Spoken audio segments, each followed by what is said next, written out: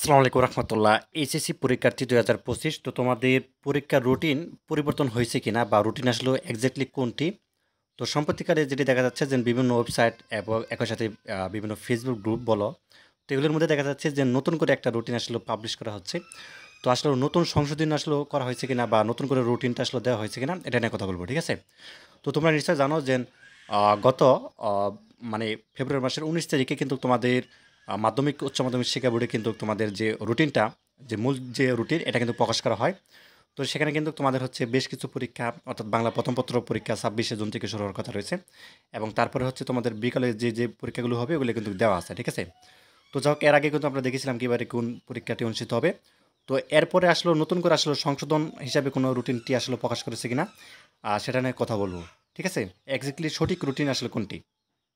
আচ্ছা, তার আগে ছোট্ট একটা অ্যানাউন্সমেন্ট। তোমরা ইতিমধ্যে জানো যে এইচএসসি 2025 ব্যাচের জন্য আমরা বিজ্ঞান, মানবিক এবং ব্যবসা শাখার জন্য অল সাবজেক্ট সাজেশন দিচ্ছি, মূল্য মাত্র 150 টাকা।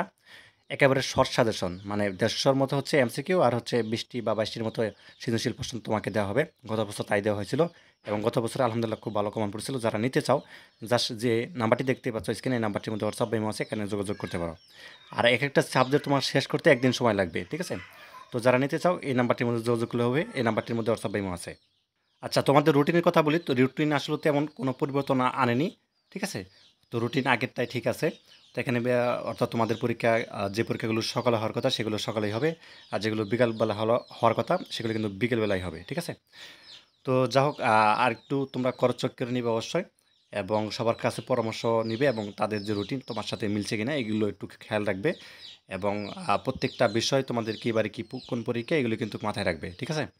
আর এখানে তোমাদের যে কনফিউজ সেটা হচ্ছে যে কিছু পরীক্ষা কিন্তু বিকেলবেলা রয়েছে, এইগুলো কিন্তু তোমার হচ্ছে অবশ্যই কিন্তু খেয়াল রাখতে হবে, ঠিক আছে? তা না হলে কিন্তু কোনো ধরনের সমস্যা হতে পারে। আচ্ছা, সমস্যা বলতে হচ্ছে তোমার পরীক্ষায় মানে অ্যাবসেন্ট হয়ে যাবে আর কি।